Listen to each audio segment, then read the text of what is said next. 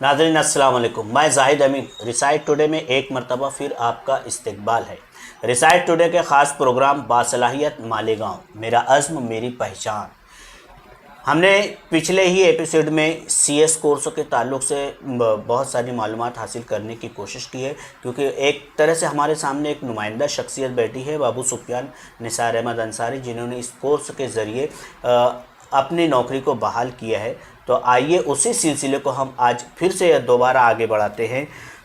अबू सुफियान अंसारी साहब, सबसे पहले रिसाइट टुडे में एक मरतबा फिर आपका इस्तकबाल है और हम आपके शुक्रगुज़ार हैं कि आपने हमें वक्त दिया और हमारे नाज़रीन को बहुत सा एक नया कोर्स सीखने का मौका दिया है। गुज़िश्ता इंटरव्यू में हमने बात की थी फाउंडेशन और एग्जीक्यूटिव प्रोग्राम, उसका तीसरा हिस्सा रह चुका था प्रोफेशनल। ये चीज़ को भी थोड़ा सा आप वाज़िह कीजिए ताकि हमारे नाज़रीन को जो पिछले एपिसोड में रह गया था वो तशनगी पूरी हो जाए। प्रोफेशनल प्रोग्राम जो है उसमें दाखिले के लिए पहले दो प्रोग्राम्स की तरह कोई कंडीशन नहीं है। उसमें शर्त यही है कि जो स्टूडेंट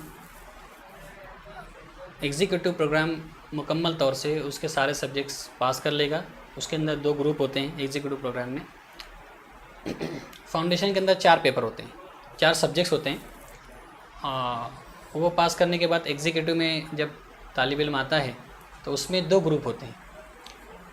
उन 2 ग्रुप में हमें ऑप्शन होता है कि हम पहला एक ग्रुप दें या दूसरा ग्रुप दें। हमारी ये तालिब इल्म की अपनी चॉइस होती है।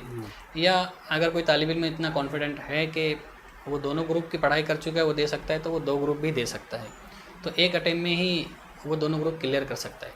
और अगर कोई चाहे कि मैं एक एक करके ग्रुप दूं ताकि मुझे कॉन्फिडेंस भी रहे, तो इसके लिए एक एक ग्रुप की तैयारी करके एग्ज़ाम दी जाती है एग्जीक्यूटिव के अंदर। अब जो तालिब इल्म ये दोनों ग्रुप्स यानी 4 और 3 7 पेपर होते हैं एग्जीक्यूटिव प्रोग्राम के अंदर। तो जो 7 सातों पेपर पास कर ले वे, उसके बाद ही वो प्रोफेशनल प्रोग्राम जो फाइनल स्टेज होती है पढ़ाई की, उसमें एडमिशन ले सकता है।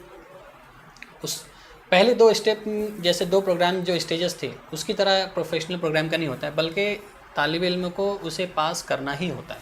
जो एग्जीक्यूटिव प्रोग्राम पास करेगा तो ही वो प्रोफेशनल प्रोग्राम में जाएगा। और उसके बाद ही जो है उसके बाद ही इस कोर्स के अंदर ट्रेनिंग भी होती है, प्रैक्टिकल ट्रेनिंग, जो कि बहुत ही अहम हिस्सा है इस पढ़ाई का। कि तालिब इल्म क्या करता है कि किताबों को पढ़कर उसकी थ्योरी की जो नॉलेज होती है वो तो हासिल कर लेता है। अब उस चीज़ को वो मटेरियलाइज़ कैसे करे, कैसे वो उसका एनालिसिस करे, कोई चीज़ को कैसे समझे, उसके लिए प्रैक्टिकल नॉलेज का होना ज़रूरी है। जैसे एक डॉक्टर है, वो पढ़ाई तो कर लेता है लेकिन उसके लिए प्रैक्टिस ज़रूरी होती है, वो कहीं ट्रेनिंग करता है, उसके बाद फिर वो चीज़ आती है। तो इसी तरह इस कोर्स के अंदर भी है। आप एक बात समझ लें कि कंपनी सेक्रेटरी ऐसा होता है जैसे वो कंपनी का डॉक्टर होता है। कंपनी को कहाँ कैसे क्या करना है, कौन से प्रोविज़न से बचाना है, कौन सी चीज़ एप्लीकेबल हो रही है, वो सारी चीज़ें उसको समझना होती है। तो ये ट्रेनिंग जो होती है प्रैक्टिकल ट्रेनिंग, ये भी इंस्टीट्यूट के अंडर में ही होती है। बाकायदा ट्रेनिंग जो तालिब इल्म करता है उसे रिपोर्टिंग करनी होती है हर कुछ वक्फे के बाद इंस्टीट्यूट उसे चेक करता है, सारी चीज़ें होती है। और कंप्लीशन के बाद सर्टिफिकेट भी मिलता है। जो जिस भी कंपनी सेक्रेटरी के अंडर में या किसी कंपनी के अंडर में अगर कोई तालिब इल्म ट्रेनिंग कर रहा है तो ये ट्रेनिंग जो है अगर तालिब इल्म एग्जीक्यूटिव प्रोग्राम के बाद करना चाहे तो उसके लिए वो ट्रेनिंग 2 साल की होती है। और अगर कोई तालिब इल्म पूरी पढ़ाई करने के बाद यानी कि प्रोफेशनल प्रोग्राम पास करने के बाद अगर वो ट्रेनिंग करना चाहे तो उसके लिए 1 साल की ट्रेनिंग होती है। 1 साल उसे पास होने के बाद मज़ीद जो है ट्रेनिंग लेनी होगी, एक्सपीरियंस लेना होगा, चाहे वो किसी प्रैक्टिसिंग कंपनी सेक्रेटरी जो है उसके अंडर में लेवे या फिर किसी कंपनी में जाकर ट्रेनिंग हासिल करे। अब प्रैक्टिसिंग कंपनी सेक्रेटरी क्या होता है और कंपनी के सेक्रेटरी क्या होता है, ये आगे मैं आपको एक्सप्लेन कर दूंगा उसके ताल्लुक से। तो ये प्रोफेशनल प्रोग्राम तक की पढ़ाई की बात होगी। अच्छा, इस कोर्स में दाखिले के लिए 12वीं के बाद कितनी मुद्दत, ग्रेजुएशन के बाद कितनी मुद्दत?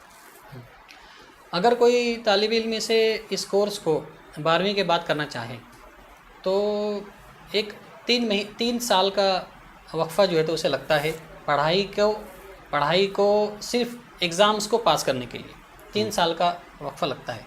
उसके बाद अगर वो ट्रेनिंग करना चाहता है दौरान पढ़ाई के, तो पढ़ाई के दौरान में उसे एग्जीक्यूटिव के बाद 2 साल की ट्रेनिंग करनी होती है, जैसे मैंने आपको बताया। और अगर वो प्रोफेशनल कोर्स पास करने के बाद अगर ट्रेनिंग करता है तो उसे 1 साल की ट्रेनिंग। तो इस तरह से अगर कोई तालिब इल्म बिना फेल हुए किसी भी एग्ज़ाम में अगर पूरा मुकम्मल करना चाहे तो उसे 4 साल का वक्फ़ा लगता है क्वालिफाइड CS बनने के लिए। पास होने के बाद वो क्वालिफाइड हो जाता है, लेकिन वो ट्रेनिंग जो उसका उस पढ़ाई का हिस्सा है, जब तक वो पूरी नहीं होती तब तक उसे उसकी डिग्री जो है, जो मेंबरशिप होती है इंस्टीट्यूट की, वो उसे मिलती नहीं। तो इस तरह से कम 12वीं के बाद 4 साल का वक्फ़ा समझ लें। और अगर कोई तालिब इल्म ग्रेजुएशन के बाद करना चाहे तो जो है उसके अंदर एक 6 महीने से 9 महीने का वक्फ़ा कम हो जाता है उसकी पढ़ाई का पूरे होने में। अच्छा, इसका एग्ज़ाम का तरीका क्या होता है, पैटर्न क्या होता है इसका? फाउंडेशन प्रोग्राम में तो ये जो एग्ज़ाम होता है वो MCQs होते हैं, जिसे हम ऑब्जेक्टिव टाइप क्वेश्चंस कहते हैं। हमें उसके अंदर 4 ऑप्शन दिए रहते हैं, हमें कोई एक ऑप्शन जो सही हमें लगे वो स्टूडेंट को वो चूज़ करना होता है और उसकी बेसिस पे उसका रिज़ल्ट आता है। लेकिन उसके आगे हम जाएं तो आगे के जो एग्ज़ाम्स होते हैं वो थ्योरेटिकल होते हैं। हमें जिस तरह से हम अपने 12वीं से पहले जवाबात को लिखते हैं, पूरा लिख कर उसे हल करते हैं पेपर पे, तो इस तरतीब पे आगे की जो पढ़ाई होती है उसके एग्ज़ाम्स होते हैं वो थ्योरेटिकल प्रॉपर लिख के होते हैं, ऑब्जेक्टिव टाइप्स नहीं होते। अब इसकी जो पास होने की जो वो है कंडीशन है वो ऐसी है कि कोई तालिब इल्म अगर किसी सब्जेक्ट में 40 मार्क्स ले लेता है तो वो उस सब्जेक्ट के अंदर पास माना जाता है। लेकिन यहाँ पर इसमें जो आगे जो डिफ़िकल्टी आती है मैं वो बताना चाहूँगा। इसे तलबा या जो भी नाज़रीन है वो इसको ध्यान में रखें कि 40 मार्क्स समझ लें कि आप एग्जीक्यूटिव प्रोग्राम के पहला ग्रुप दे रहे हैं। आपने 4 पेपर का एग्ज़ाम दिया जिसमें आपको हर पेपर में 40 मार्क्स लेना है कामयाब होने के लिए। अब अगर किसी तालिब इल्म ने 40 मार्क्स हर पेपर में ले ली तो उसकी जो मिनिमम मार्क्स आ गई वो कितनी आ गई, 160 आ गई, 160। ठीक है। लेकिन इस कोर्स के अंदर एक कंडीशन ये भी है कि आपको 40 मार्क्स आपने अगर किसी सब्जेक्ट में लिया तो आप पास हैं उसके अंदर। लेकिन अगर आपको पूरे ग्रुप को पास करना है तो आपको एक एग्रीगेट मार्क्स है जो कि आपको वो अचीव करना है, और वो मार्क्स बनती है 200 मार्क्स 4 सब्जेक्ट में। इसका मतलब ये हुआ अगर आप इंडिविजुअली देखें तो हर सब्जेक्ट में आपको 50 मार्क्स होना चाहिए, या तो अगर आपने किसी सब्जेक्ट में 40 मार्क्स ले ली, ठीक है, तो आपको दूसरे सब्जेक्ट में 60 मार्क्स लेना होगा ताकि वो 60 और ये 40 मिलकर एक 100 का जो एग्रीगेशन है वो हो जाए वहाँ पर। अगर आप ऐसा करते हैं कि कोई तालिब इल्म को सारे ही ग्रुप में 40-40 मार्क्स मिल गए, वो पास तो है लेकिन वो एग्रीगेट मार्क्स हासिल ना करने की वजह से वो सारे ही सब्जेक्ट में फ़ेल हो जाता है। तो यहाँ पर आकर जो तो क्या होता है, तलबा को थोड़ा सी डिफ़िकल्टी होती है। इसलिए क्या होता है कि बाज़ दफ़ा इसके लिए ये होता है कि तालिब इल्म या तो सारे ही पेपर्स में 50-50 मार्क्स हासिल करे, और अगर ऐसा होता है कि किसी तालिब इल्म ने किसी पेपर में 60 मार्क्स हासिल कर ली, 60 मार्क्स, तो वो 60 मार्क्स जिस पेपर में हासिल करेगा वो पेपर अगर उसके दूसरे पेपर्स में वो 40 मार्क्स नहीं हासिल कर सका या 40 मार्क्स ही हासिल कर सका, एग्रीगेट पूरा नहीं हो सका, बाकी के 3 पेपर में मार्क्स कम आ रही है, और एक जो चौथा पेपर दिया उसने उसमें उसे 60 मार्क्स आ गई, तो वो उसका पेपर जो रहेगा वो एग्जाम्प्ट हो जाएगा। दोबारा उसे वो पेपर देने की ज़रूरत नहीं रहेगी उस ग्रुप का बाकी 3 पेपर उसे दोबारा देना रहेगा, 3 पेपर दोबारा देना रहेगा। और अगर ऐसा हुआ कि आपकी 3 पेपर में आ गई है 50-50 मार्क्स और एक पेपर में आपकी आ गई है 39 मार्क्स, 39 मार्क्स आ गए, तो वो 50 मार्क्स आने वाले जो सारे पेपर हैं वो भी उसके फेल कहलाएंगे, और जो 39 मार्क्स आई है जिसके अंदर वो भी फेल कहलाएगा, क्योंकि उसने जो एग्रीगेट मार्क्स होना चाहिए था 3 पेपर में तो हासिल कर ली, लेकिन चौथा पेपर जो था उसमें वो 40 मार्क्स जो पास होने वाली थी वो भी हासिल नहीं किया, और उसका जो एग्रीगेशन होना चाहिए था 200 मार्क्स बनने का उसे वो भी नहीं मिला। मतलब वो क्या हो गया कि 89 पर रुक गया आकर, वो 11 मार्क्स उस ग्रुप को एग्रीगेट करने के लिए रहेगी। तो ये असल में क्या होती है, यहाँ पर जाके स्टूडेंट्स को, तलबा को डिफ़िकल्टी होती है कि वो यहाँ पर वो उसको अचीव नहीं कर पाते हैं और फिर वो फेल होते हैं। बाज़ स्टूडेंट बार बार फेल होते हैं, फिर वो फील्ड को छोड़ देते हैं। तो मेन जो यहाँ पर प्रॉब्लम आती है इस फील्ड की, इस पढ़ाई के ताल्लुक से, वो यही होती है कि इसका जो पास करने का तरीका है वो थोड़ा सा यूनिक है। और दूसरे कोर्सेज में जैसे मैंने बताया उसमें भी इसी तरह की वो होती है, चाहे आप चार्टर्ड अकाउंटेंट लें, चाहे आप कॉस्ट एंड मैनेजमेंट अकाउंटेंट लें, उसमें भी यही तरतीब पे पास होने का क्राइटेरिया है। तो ये एक चीज़ एग्ज़ाम के ताल्लुक से मैंने आपको बता दी है। यानी इसके अंदर एटीकेटी जो होता है दीगर कोर्स जी में, हाँ। उसका ऐसा कोई मसला नहीं है। वैसे ही नहीं है। हाँ। या तो आपका पेपर एग्जाम्प्ट होगा अगर आपने 60 मार्क्स ली है, या तो फिर आप पूरे तरीके से फेल हो जाएंगे। आपको वापस से पूरी पढ़ाई करके आपको देनी होगी। साल में 2 मरतबा एग्ज़ाम होता है उसका, साल में 2 मरतबा एग्ज़ाम होता है उसका। तो देखा नाज़रीन, सीएस कोर्स के ताल्लुक से हम आप तक मालूमात देने की कोशिश कर रहे हैं। अब हम चाहेंगे कि आपके सामने अबू सुफियान निसार अहमद अंसारी साहब की अपनी ज़िंदगी भी आपके सामने आ जाए, ताकि वो किस तरह से इस कोर्स में दाखिला लिए हैं, एडमिशन लिया और किस तरह से इसे पास किया है। तो आप अभी किस मकाम पर हैं? इस वक्त में देखिए, अब मैं आप आगे की बात आपको बताता हूँ कि कोई अगर तालिब इल्म अपनी पढ़ाई को मुकम्मल कर लेता है, यानी वो सारे पेपर्स पास कर लेवे, उसके बाद वो ट्रेनिंग भी कर लेवे, तो उसे इंस्टीट्यूट की तरफ से मेंबरशिप दी जाती है। इस वक्त में नियर अबाउट 65,000 मेंबर्स हैं ऑल ओवर इंडिया।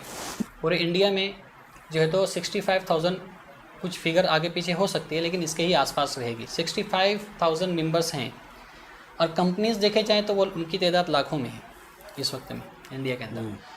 तो इसलिए क्या होता है कि इस कोर्स के अंदर बहुत ज़्यादा हमें जॉब के लिए बहुत ज़्यादा तकलीफ़ नहीं उठानी होती है, हमें आसानी से जॉब मिल जाती है। हत्ता कि अगर कोई तालिब इल्म पढ़ाई पूरी भी ना कर सके, सिर्फ वो एग्जीक्यूटिव प्रोग्राम को ही पास कर लेवे, उसकी बुनियाद पर भी उसे जॉब मिल जाती है कंपनीज़ के अंदर।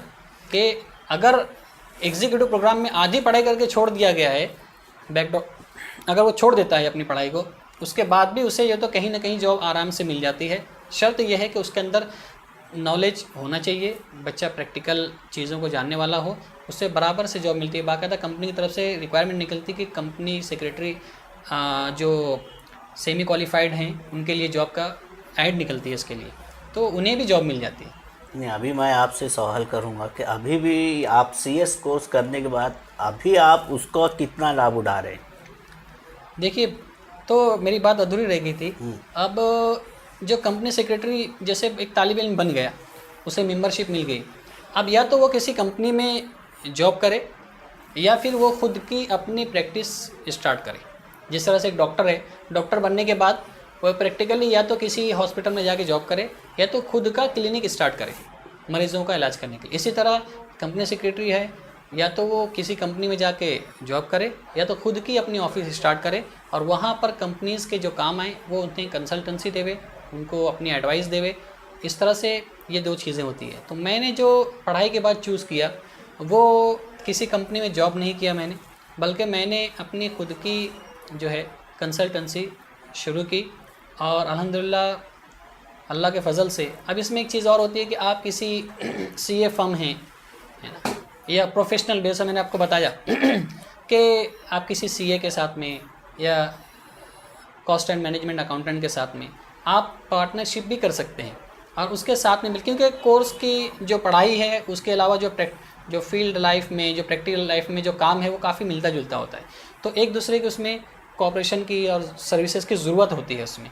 तो आप किसी सीए के साथ में मिलकर आप प्रैक्टिस भी कर सकते हैं। तो बाज़ लोग पास होने के बाद जो है तो ये भी करते हैं कि 2 प्रोफेशनल्स जिस तरह से सीए है और सीए से मिलकर प्रैक्टिस स्टार्ट कर देते हैं।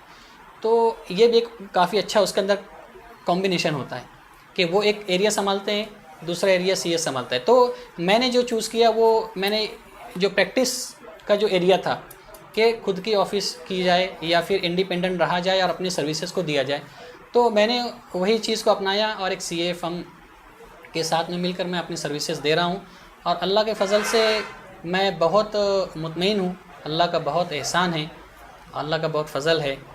तो मैं इस वक्त में अब कोई फिगर्स में तो नहीं बता सकता आपको कि मैं क्या कर रहा हूँ, कितनी मेरी इनकम है, क्या है, लेकिन मैं आपको बस इतना कह सकता हूँ कि प्रैक्टिस में मैंने जो अपनी फील्ड चूज़ की पढ़ाई पूरी होने के बाद, मैं अल्हम्दुलिल्लाह अपनी जो सिलेक्शन था उस पर मैं बहुत मुतमईन हूँ और बहुत अच्छी ज़िंदगी गुजार रहा हूँ। सारी चीज़ों की ज़रूरियात है और आदमी के, हर तालिब इल्म के जहन में एक पिक्चर होती है कि मैं, मेरी पढ़ाई कर लेने के बाद मैं ये कर लूँगा, मैं वो कर लूँगा, है ना।